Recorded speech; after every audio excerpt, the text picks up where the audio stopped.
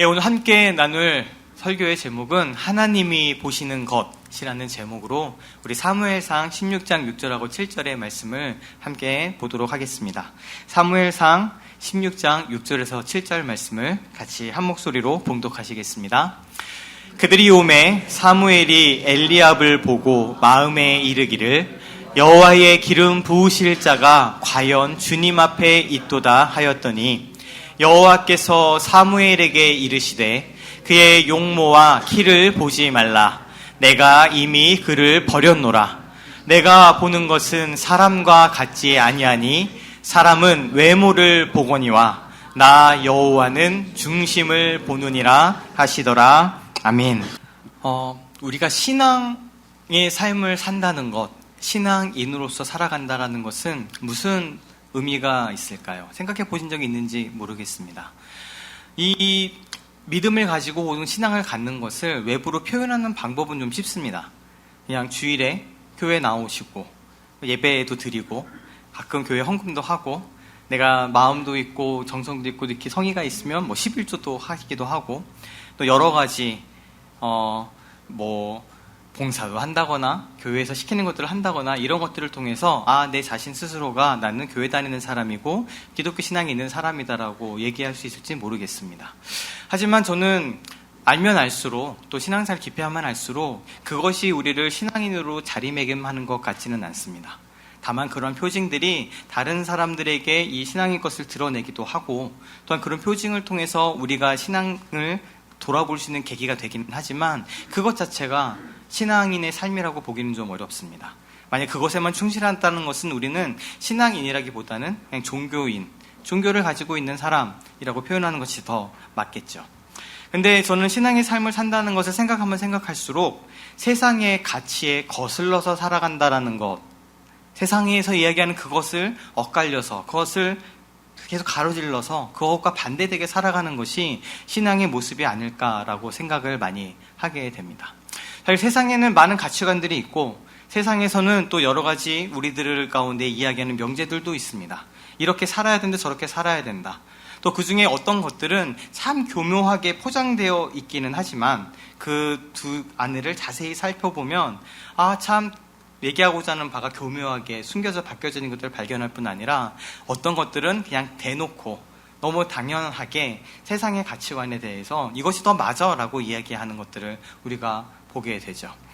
그리고 가면 갈수록 그런 부분들이 좀 노골화되는 것은 아닌가. 그러니까 옛날에는 말은 이렇게 하더라도 속은 그렇게 생각하고 있더라도 말은 그래도 이렇게 제대로 했었는데 지금은 그것마저도 거리끼지 않는 사회로 그런 세상을 조금씩 바뀌어가는 것 같습니다. 이런 세상에서 얘기하는 가치관은요, 때로는 아름다워 보이기도 하고 포장되어 있지만 그렇지 않은 경우들도 너무 많습니다. 그리고 많은 경우 아까 얘기한 것처럼 노골적으로 우리가 알고 있는 하나님 나라의 법칙과 대척되는 모습들을 많이 발견하게 되죠. 세상은 우리에게 뭐라고 얘기합니까? 성공하는 것에 대해서, 그리고 결과를 이루는 것에 대해서, 그리고 어느 것이 더 귀한 삶인가에 대해서 우리가 믿고 신앙하고 따르는 것과 조금 다른 모습들을 보이고 있지는 않나 그렇게 생각을 합니다. 그리고 안타까운 것은 그런 세상에서 이야기하는 가치관에 우리도 어느덧 젖어버려서 또 그런 것이 너무 당연하게 우리들 가운데 들어오게 되어서 그런 것이 옳다라고 생각하고 가는 경우들이 종종 있는 것이죠. 요즘에 교회가 많은 욕을 먹고 있기도 하고 많은 문제점을 지적받기도 하는데 그 중심에는 무엇이 있습니까? 교회가 세상하고 똑같다라는 거죠. 그냥 너희는 뭔가 말은 그럴싸하게 하는데 결국 너희들 하는 거 보면 세상에서 얘기하는 그것처럼 똑같이 살아가는 것 아니야? 라고 하는 부분들이 있습니다. 그리고 사실 많은 교회에서 그런 노골적인 잘못된 모습들이 일어나는 것이 사실이기도 하고요. 또 안타까운 것은 또 많은 것들이 우리는 옳다라고 생각하지만 또 그것이 맞다라고 생각하지만 우리가 어느덧 이 말씀과 또한 예수님께서 우리에게 명령하신 것보다는 세상에서 얘기하는 가치관 가운데 우리가 익숙해져서 그걸 가는 부분들이 있지는 않나 그렇게 생각을 해봅니다.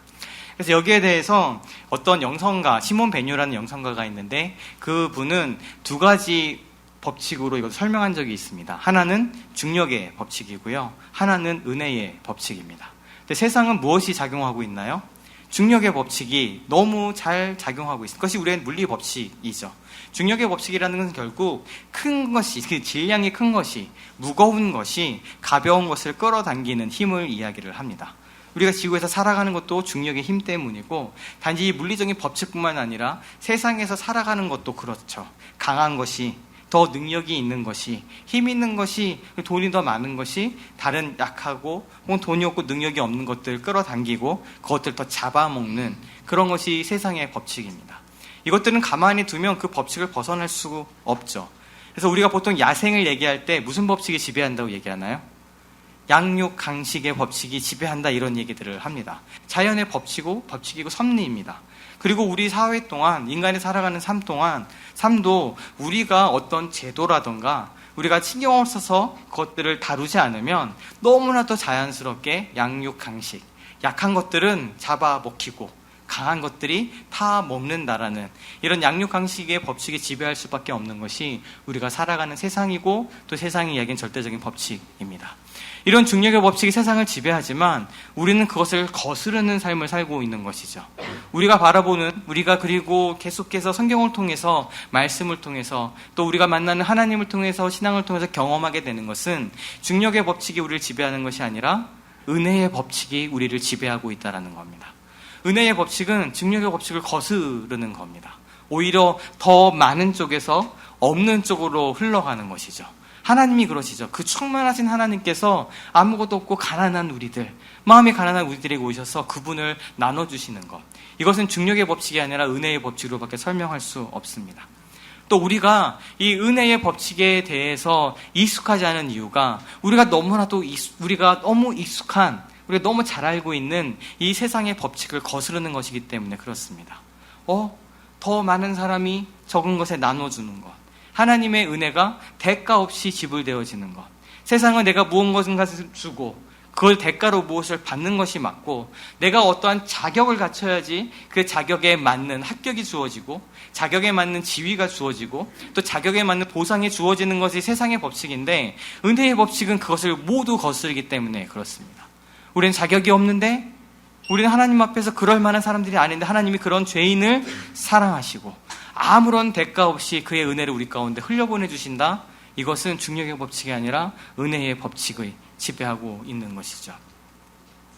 이것은 그렇게 이런 익숙함들, 또 이런 반감들이 우리 안에 있기 때문에 우리는 계속해서 우리 삶을 영적인 부분들의 이 신앙의 측면에 집어넣지 않으면 우리도 모르는 사이에 그저 그 중력의 법칙에 밀려서 살아갈 수밖에 없습니다.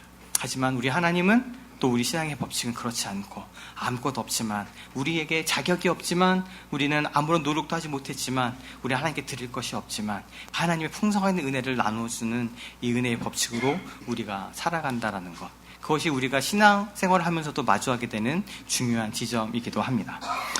그런데 이렇게 중력의 법칙과 은혜의 법칙이 서로 대립하는 것처럼 세상에서 얘기하는 가치관과 우리가 계속 보게 되는 이 신앙에서 만나게 되는 하나님의 가치관은 충돌하는 경우들이 종종 있고, 사실 많은 부분들이 그렇습니다.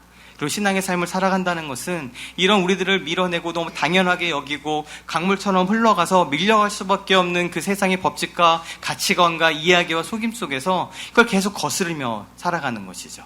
그럴 때 우리는 끊임없이 하나님의 임재 앞에, 끊임없이 하나님의 말씀 앞에 서야 되는 것이 그 이유입니다.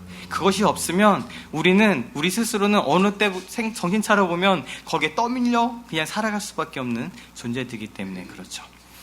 그 중에 오늘 다루게 될 것이 바로 오늘 읽은 이 사무엘상 말씀에 등장하는 부분입니다. 바로 외모와 중심에 대한 말씀입니다.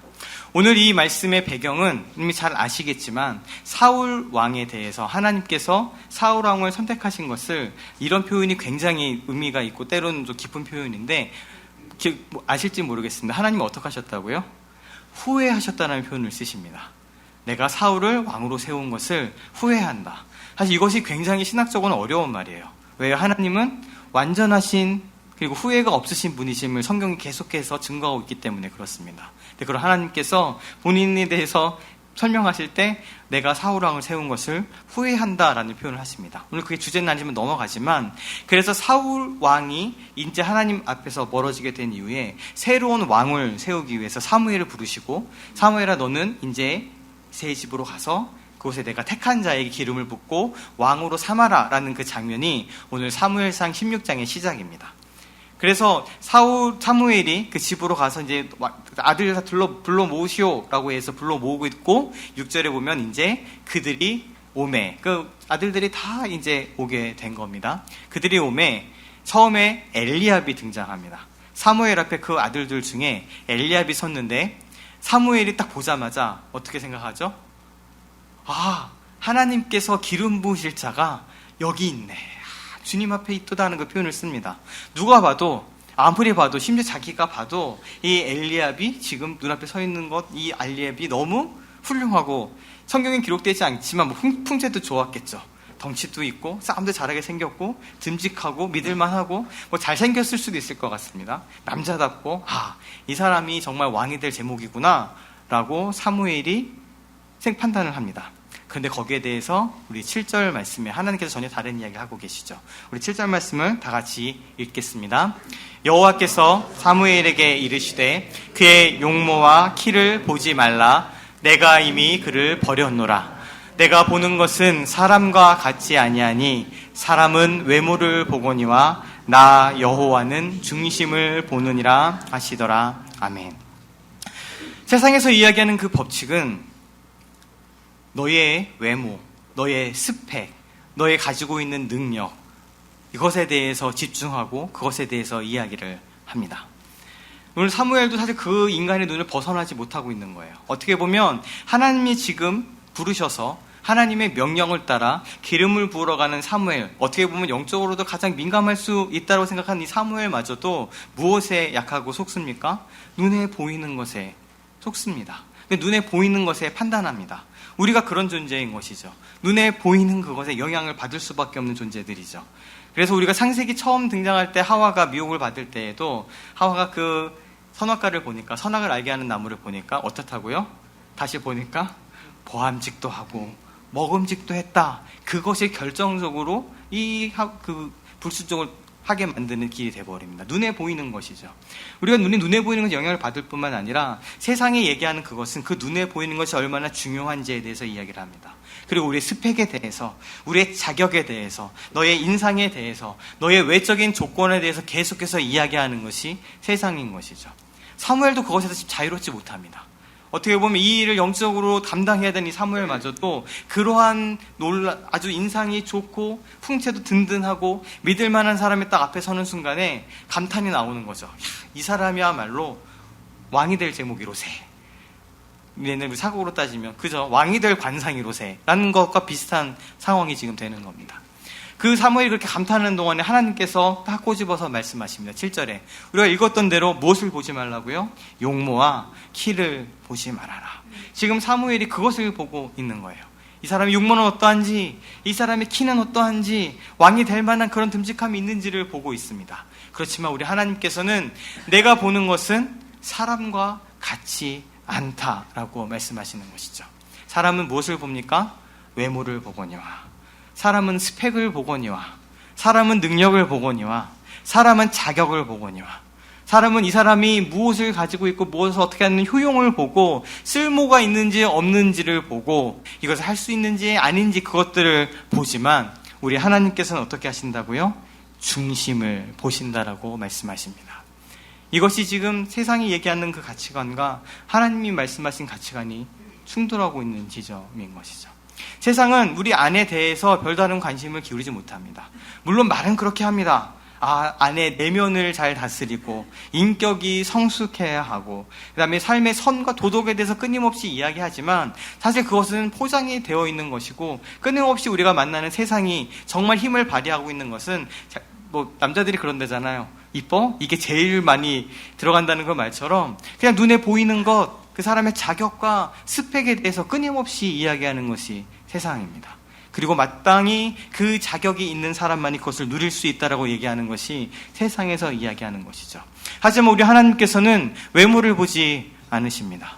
우리는 키와 용모와 스펙을 보지만 하나님께서는 그것을 보시는 것이 아니라 그 마음 속에 있는 중심을 보십니다. 우리가 알지 못하고 보지 못하는 그 마음 가운데 무엇이 있는가? 그 마음 가운데 진실로 하나님을 향한 신실한 마음이 있는가? 우리가 교회에 와갖고 다른 사람들에게 신앙 있는 사람이고 교양 있는 사람이고 신앙생활 오래 한 사람인 것처럼 꾸며내는 그런 모습들, 기도할 때 어떠한 언어를 쓰고 어떤 표현을 쓰고 능수능란하게 기도하고 찬양들을 다 알고 있고 말씀들을 줄줄 외우고 그것에 하나님께서 관심이 있으신 것이 아니라 그 마음 가운데 지금 무엇이 담겨져 있는가? 그 마음 가운데 진실로 하나님을 향한 믿음들, 나는 하나님이 없으면 안 됩니다라는 그 가난한 마음들이 우리 가운데 있는가? 하나님께서는 그것을 보고 계시는 것이죠. 결과로 드러나는 어떤 완벽함의 문제가 아니라 방향성의 문제이기도 합니다. 나의 믿음의 눈을 들어 지금 세상을 보고 있는가? 지금 저 뒤에 소돔과 고모라가 막 떨어지고 있는데 그것에 미련이 남아 돌아보고 있지는 않은가? 아니면 나의 지금 믿음의 눈으로 온전히 나의 빛이 되시는 그 하나님만을 바라보고 있는가? 하나님께서 보시는 것은 바로 그런 부분들을 보고 계신다라는 것이죠. 제가 예전 설교에도 한번 나눈 적이 있습니다. 제가 만났던 일화. 제가 대학교를 이제 졸업하고 이제 대학원을 다닐 때쯤이고, 저보다 이제 여자인 친구들, 대학교 여자인 동기들은 더 빨리 사회에 진출하게 되죠. 저와 같이 선교단체를 섬겼던, 그래서 너무 친한 여자 동기들 중에 간호사인 친구들이 있었고, 그 중에 친한 그 간호사는 삼성의료원에서 일을 했습니다.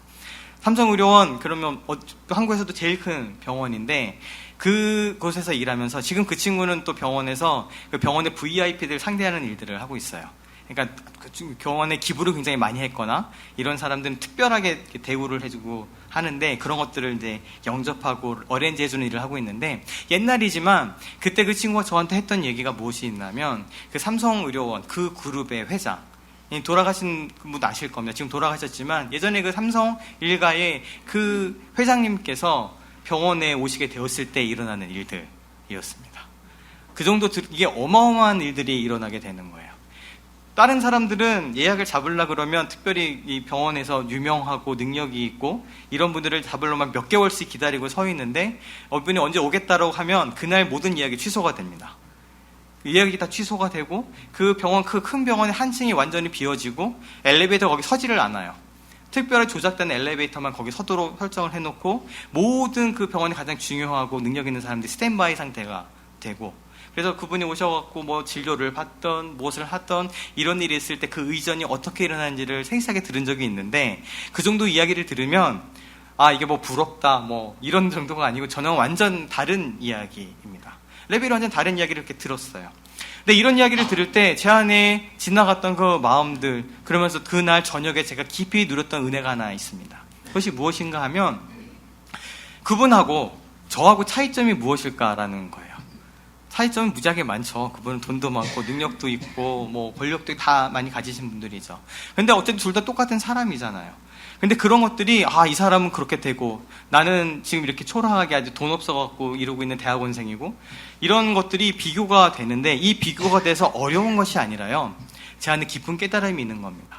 만약에 삼성의료원에서 그분하고 저하고를 대할 때의 그 취급의 차이가 있잖아요. 당연히 그럴 수밖에 없잖아요. 그런데 만약에 하나님께서도 나를 그렇게 보신다면 이었습니다. 만약에 하나님께서도 이 세상을 살아가는 우리 한 사람 한 사람 가운데 너는 돈이 얼마나 있어? 너는 능력이 얼마나 돼? 너의 권력은 얼마나 되고 너의 지위는 뭐야? 너를 증명해봐. 만약에 그것으로 하나님께서 나를 보신다면, 그건 얼마나 슬플까? 얼마나 참 절망스러운 일일까를 느껴지면서 우리 하나님께서 그렇지 않다라는 그 은혜에 대해서 제가 깊이 삼긴 적이 있습니다. 너는 교회 헌금을 얼마나 해? 너는 봉사를 얼마나 했어? 너의 능력이 뭐야? 네가 이 교회의 하나님 나라의 이 선교 사역에 너의 쓸모가 뭐야? 너 얼만큼 할 수 있어? 이것을 가지고 하나님이 나를 판단하시는 것이 아닌 거죠. 권력이 있고 힘이 있고 그 의료원의 오너가 되기 때문에 받는 그 수많은 것들이 있는데, 하나님께서 그것을 통해서 나를 판단하지 않으시고 하나님께서 나를 주님의 그 아들로 그냥 한 사람으로 봐주시는 것, 그것이 하나님이 나를 그렇게 보지 않으신다는 것이 저에게 얼마나 큰 은혜가 되었는지 모릅니다. 그것이 저의 그날 묵상거리였어요. 돌이켜보면 제가 그때는 지금보다 더 많이 순수했던 것 같습니다. 제 안에 그런 고백이 있었거든요. 내가 누구보다도 하나님 사랑하고 예수님 사랑하는 거에는 앉을 자신이 있어 라는 그런 열정이 있었던 젊은 때였기 때문에 그런 것도 같긴 합니다. 하나님께서 나한테 보시는 건 네가 나를 사랑하니? 난 그거 하나로 족한 그 하나님이 저한테 큰 은혜였던 것이죠. 세상에서는 우리들을 스펙으로, 외모로, 너의 가진 능력으로 얼마나 효용이 있고 쓸모가 있는지를 판단하고 자격을 물어보고, 그래도 그 자격이 있어야지 너의 모든 것들을 인정해주고 판단해주는 세상인지 모르겠지만 우리가 믿는 하나님은, 우리가 믿는 이 신앙 안에서는 그것이 중요한 것이 아니라 그저 이 은혜의 법칙대로 우리 중심 가운데 무엇이 있는지를, 우리 마음에 정말 그 하나님을 향한 가난함과 갈망과 소망이 있는지를 보시고 판단하신다라는 것, 그것이 우리 하나님께서 주시는 얼마나 큰 은혜가 되는지 모르겠습니다. 그래서 이것에 대해서 우리 예레미야서에서는 이렇게 얘기합니다. 만물보다 거짓되고 심히 부패한 것은 마음이라 누가 능히 이를 알려오마는. 세상은 이 마음에 대해서 사실 알지 못합니다. 그리고 우리가 알다시피 우리 마음 가운데 선한 것이 없습니다는 고백이 이런 부분들을 이야기하고 있죠. 우리는 거짓되고 심히 부패한 마음들을 가지고 있고 이것들이 우리한테 본질이기 때문에 이것을 겉의 모습으로 감춥니다. 이것을 능히 누가 할 수 있겠느냐? 우리 속담에 10길 물속은 알아도 한 길 사람 속은 모른다라는 그것이 우리 가운데 있지만 우리 하나님은 그렇지 않으시죠. 우리 하나님은 심장을 살피시고 폐부를 시험하고, 폐부는 페페자에다 장기부자인데, 그래서 우리 안에 있는 모든 것들, 우리 안에 있는 내면에 있는 이 모든 마음들과 생각들마저도 다 이미 알고 계신다라는 말씀입니다. 그리고 각각 그의 행위와 그의 행실대로 보응하신다라고 말씀하시는 것이죠. 외모가 아니라 우리 중심을 보시는데, 또한 한 가지, 우리들은 겉을 포장하면 되기 때문에 들키지 않으면 됩니다. 걸리지 않으면 됩니다. 저 사람이 모르면 됩니다. 세상은 그렇게 얘기합니다. 괜찮아. 다른 사람이 모르면 돼. 다른 사람이 그것에 너를 알지 못하면 돼. 그냥 들키지만 않으면 되는 것이라고 우리한테 얘기할지 모르겠지만 하나님은 그렇지 않다라는 거죠. 오늘 이 말씀에 하나님께서 중심을 보신다라고 이야기하였을 때 이 중심에는 과연 다른 사람들이 보는 것과 다른 관점이 숨어져 있는 겁니다. 지금 이 가운데 다윗은 사실 불러지지도 못했어요. 다윗은 지금 이곳에서 잊혀진 막내입니다.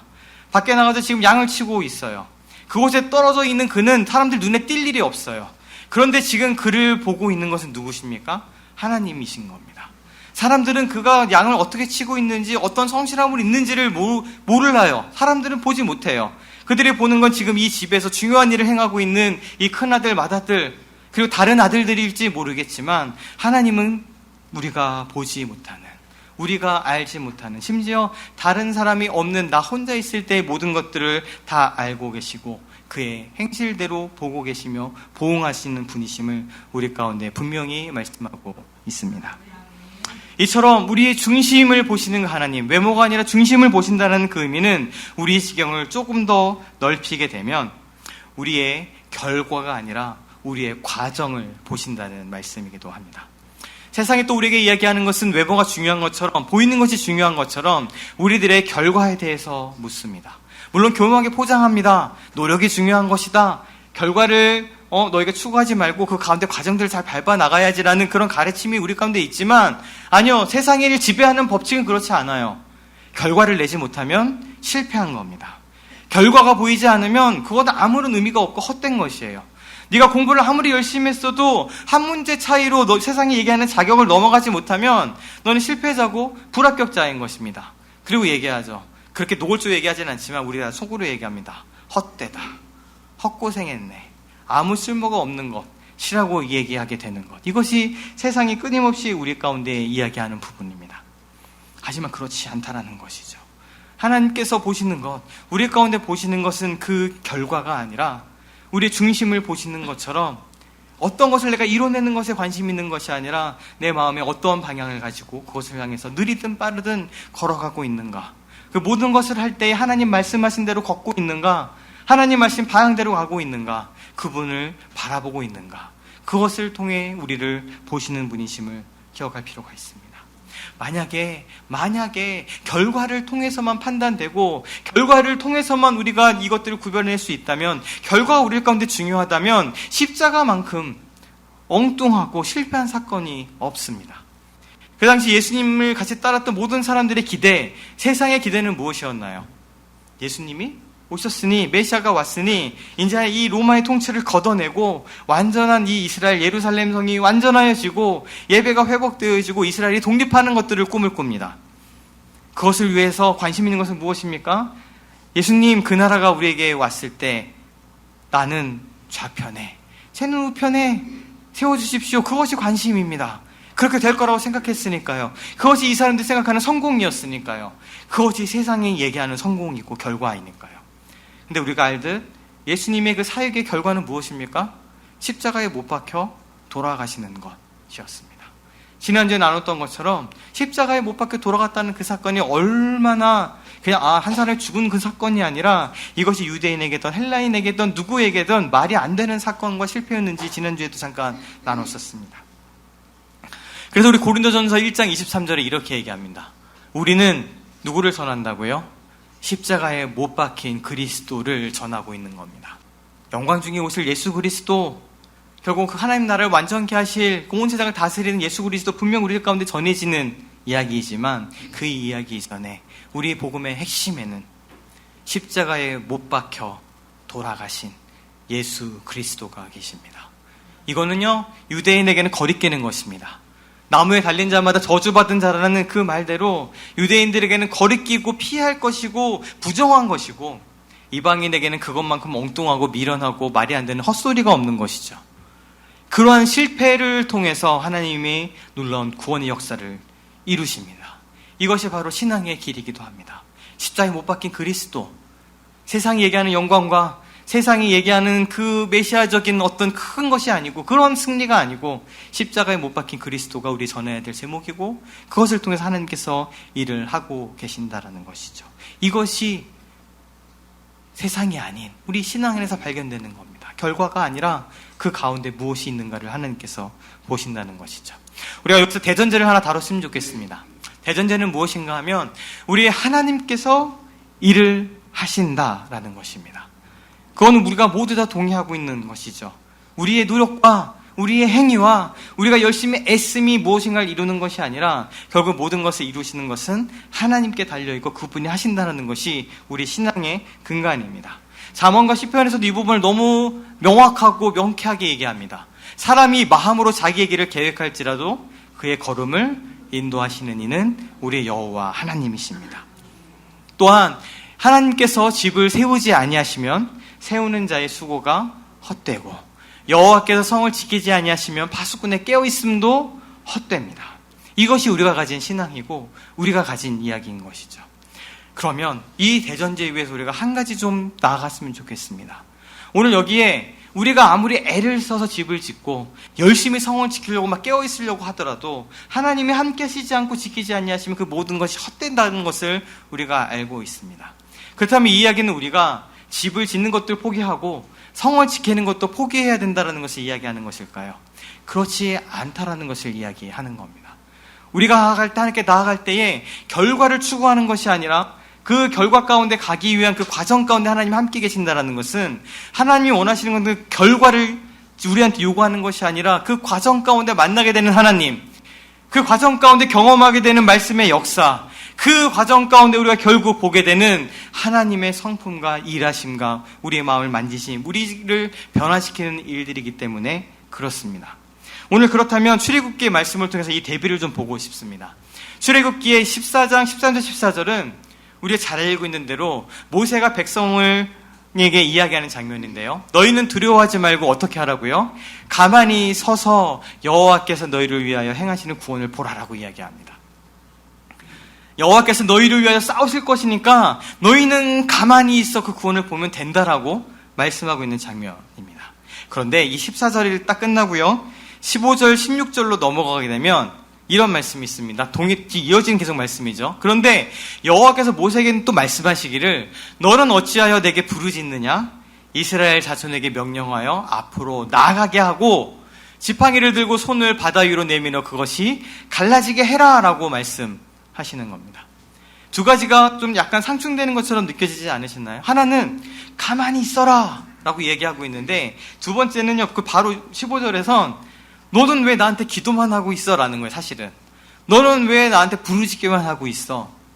이제 백성을 나가게 하고 너의 지팡이를 바다로 내밀어서 홍해가 갈라지게 해라라고 하나님께서 말씀하시는 겁니다. 하나는 멈춰서 하지 말아라. 하나는 너 그것만 그렇게 가만히 있지 말고 이것을 해라라는 얘기가 같이 결부되고 있어요.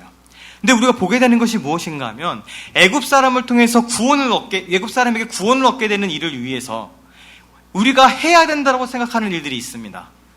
근데 하나님이 그것을 못하게 하시는 거예요. 하지 말라고 하시는 거예요. 거꾸로. 애굽 사람에게 구원을 얻으려면 내가 너희를 승리케 할 테니 돌이켜서 애굽 사람한테 싸워. 하나님이 너희한테 승리를 주셨어 라고 이야기하는, 그것이 아니고 너희는 가만히 있어. 싸우지 마.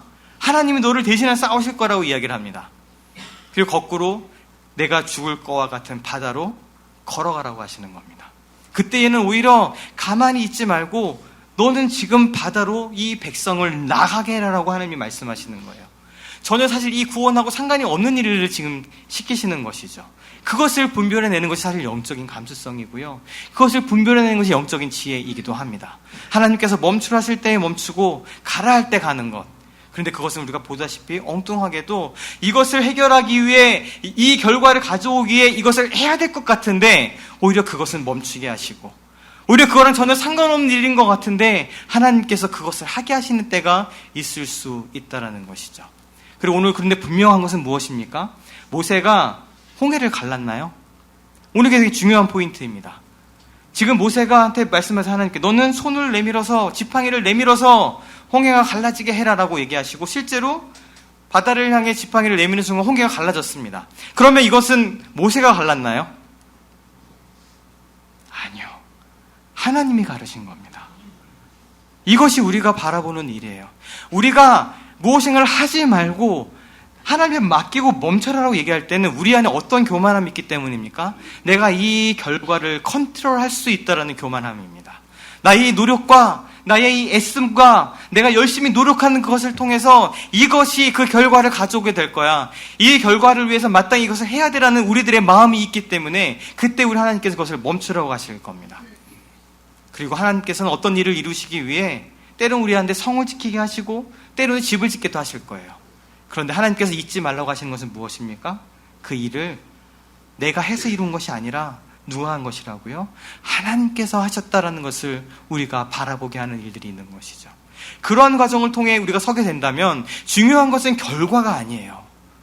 그래서 결국 무엇이 이루어졌느냐 우리는 그것에 관심을 갖습니다. 성경을 해석할 때도 이 사람이 이렇게 순종했으니 하나님이 이렇게 해주셨어요. 하나님이 이 사람이 이렇게 불순종했으니 하나님이 이런 벌을 내리셨어요 라고 계속 보게 되고 우리 원칙을 찾으려고 하지만 아니요, 그것이 아니에요.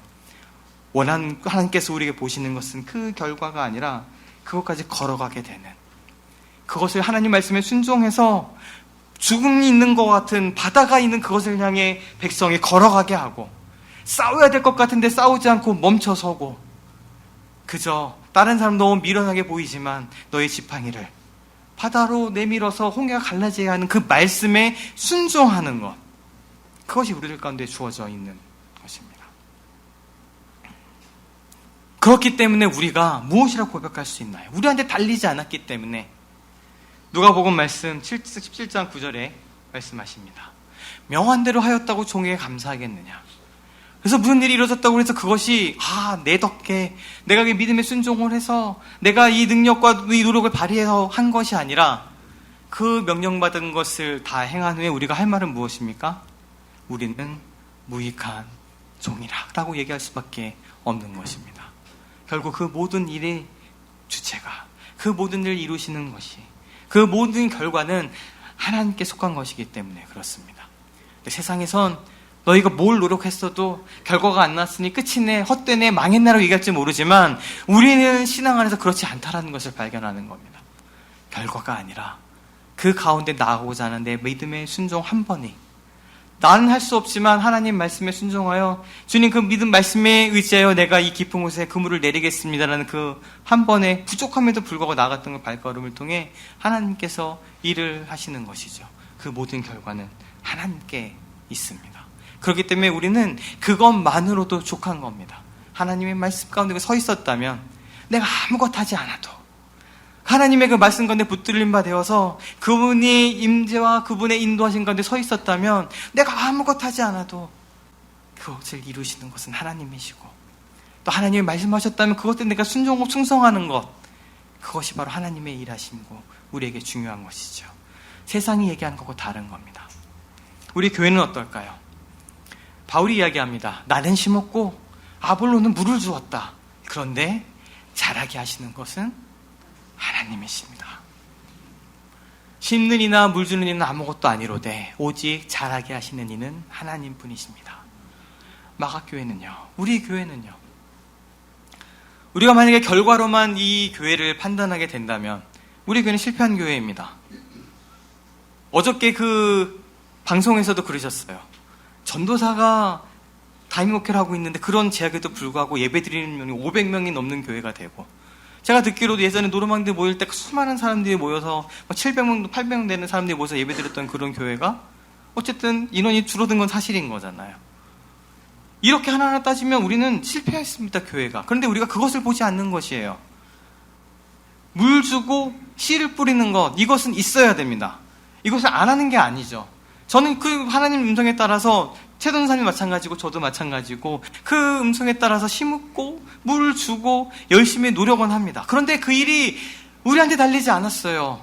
하나님한테 달렸습니다. 하나님이 일하시는 대로 달리고 있는 겁니다. 그것이 우리가 바라보는 신앙의 눈인 것이죠. 교회가 부흥하고 사람들이 많고 뭐 재정이 빵빵해져서 막 여기저기 떵떵한, 누구든지 어려운 소식 들으면 막 교회 재정 막 흘려보낼 수 있는 이름 폼나는 그런 교회가 되면 좋겠죠. 그렇지만 우리가 추구하는 것이 그 결과가 아니라, 우리가 믿음으로 바라보는 것이 그것이 아니라, 그저 우리는 열심히 이 가운데 씨를 뿌리고 물을 주지만 하나님이 자라게 하실 것이고 하나님이 우리 가운데 이루어지는 것, 그것이 우리들의 관심인 겁니다. 세상의 법칙에 떨어져서 우리가 신앙의 삶을, 그 기준을 잡는다는 것은 거기에 있는 것이죠. 시간이 많이 가서 한 말씀은 더 드리고 마무리하겠습니다. 그렇지만 오늘 우리가 무엇인가를 하나님 앞에서 한다라고 했을 때 그것이 진짜인가 아닌가를 구별하는 것은 결국 기도와 맞닿아 있습니다. 오늘 사무엘, 아까 얘기했던 그 사무엘이 나중에 이런 얘기를 하죠. 나는 너희를 위하여 기도하기를 쉬는 죄를 절대 범하지 않겠다라는 이야기를 합니다. 얼마나 바쁘고 얼마나 많은 일들이 그 가운데 있겠어요. 선지자로서, 사사로서. 그런데 사무엘은 기도하기를 쉬는 죄를 범하지 않겠다는 고백을 합니다. 비슷하게도요, 우리가 하나님 앞에서 하는 이 많은 것들이 우리가 타부시하고 때로는 안 된다고 얘기하는 내 나름의 애씀과 행위의 모습과 그것을 뭔가 채우려는 노력인가, 아니면 하나님께 주시는 그 마음으로 순종의 길을 걸어가는 것인가는 기도를 통해서 알 수 있습니다. 그렇지 않다면 끊임없이 나의 에너지를 집어넣으면서 매몰될 수밖에 없어요. 그렇지만 내가 그 가운데 기도하고 있다면 길을 놓치지 않습니다. 하나님께서 분명히 그 가운데 말씀하십니다. 멈춰라, 가라, 걸어가라, 너의 그물을 거두어라, 아니 저기 가서 그물을 내려라. 주님께서 말씀하시기 때문에 그렇습니다. 기도하는 것을 통해 우리 하나님께서 보시는 그 과정이 평가받는 것이죠. 말씀을 마무리합니다. 세상에서는 끊임없이 세상의 가치관을 통해 우리를 가운데 영향을 끼치려고 합니다.